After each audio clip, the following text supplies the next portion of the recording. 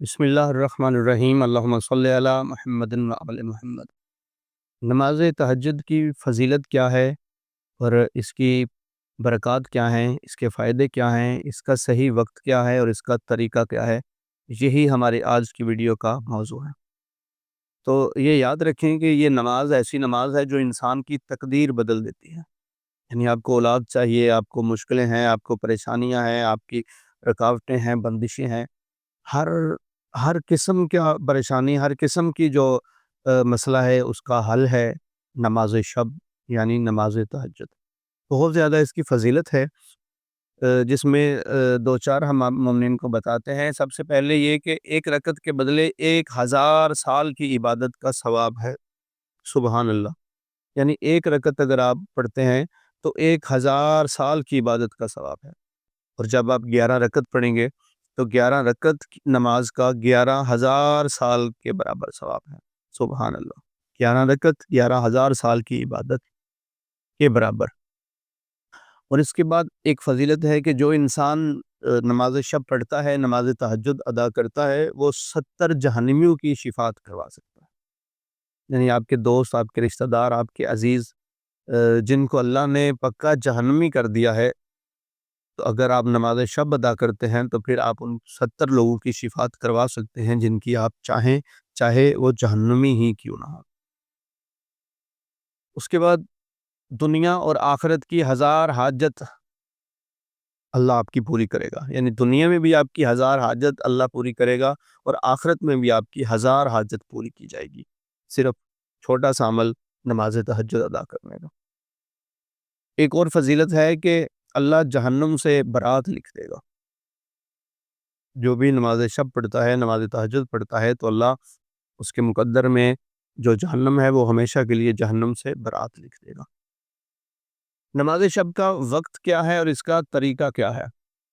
تو نماز شب کا وقت یہ بھی مومنین بہت زیادہ سوال کرتے ہیں کہ کیا ہم عشاء کے بعد پڑھ سکتے ہیں یا نہیں، تو کیا آدھی رات سے پہلے پڑھ سکتے ہیں یا نہیں؟ تو آپ پڑھ سکتے ہیں۔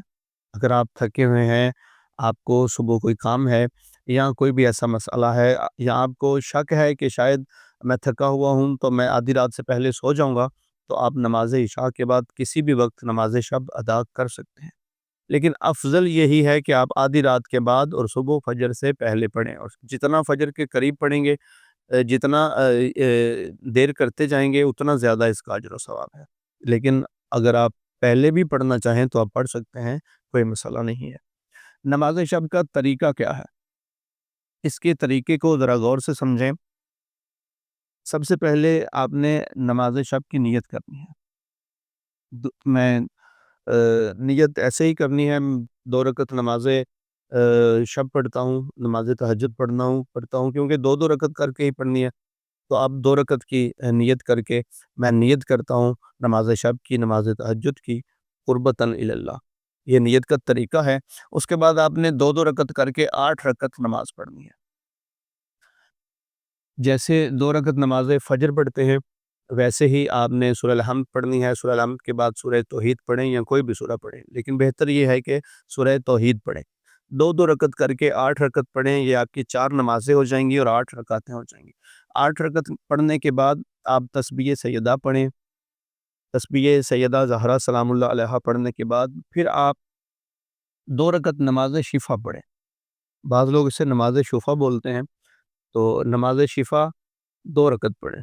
2 رکعت نماز شفا اس طرح پڑھیں کہ پہلی رکعت میں الحمد پڑھیں، الحمد کے بعد سورہ فلق پڑھیں، اور دوسری رکعت میں الحمد پڑھیں اور الحمد کے بعد سورہ ناس پڑھیں۔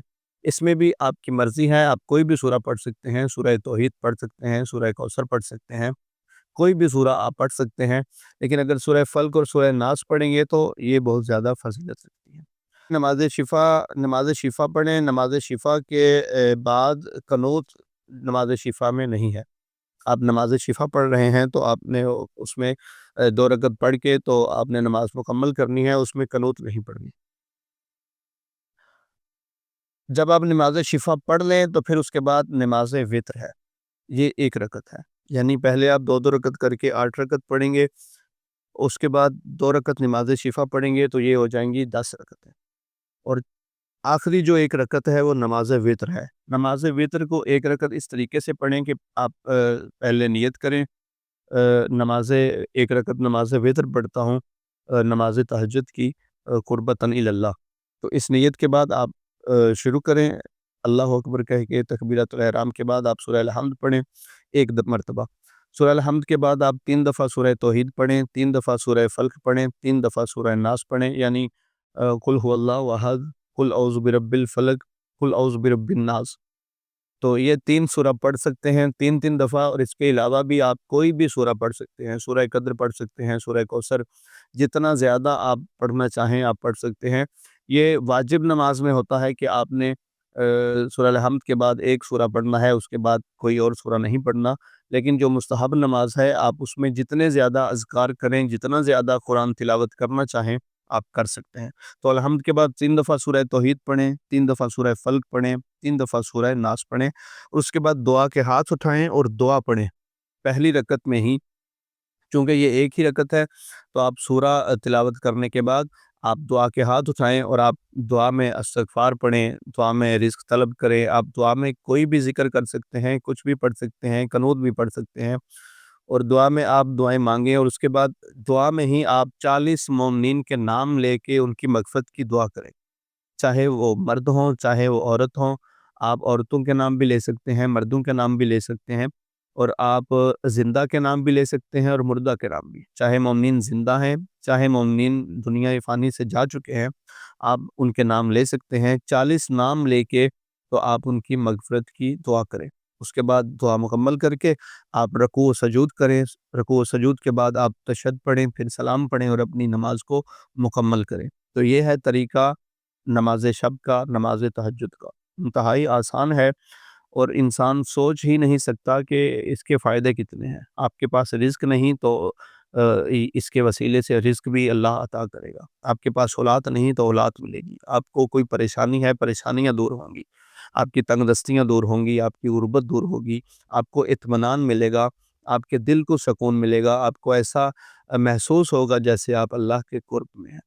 تو بہت زیادہ فضیلت ہے اس کی، بہت زیادہ تاکید بھی ہے، اور آپ یقین کریں یہ ایک ایسی نماز ہے نماز شب، یہ مستحب ہے لیکن پھر بھی آپ اس کی قضا پڑھنا چاہیں تو آپ پڑھ سکتے ہیں۔ سبحان اللہ، اگر آپ کی قضا ہو گئی ہے اور آپ اسے بھی پڑھنا چاہتے ہیں تو آپ پڑھ سکتے ہیں، اتنی زیادہ تاکید ہے نماز شب کی، تو آج سے ہی شروع کریں، نماز تہجد پڑھیں، اور اس میں سب مومنین کو دعاؤں میں یاد رکھیں، اور میں حقیر کو بھی دعاؤں میں یاد رکھیں۔ آپ سب کے لیے بھی ڈھیر ساری دعائیں۔ والسلام، اللہم صلی علی محمد و آل محمد۔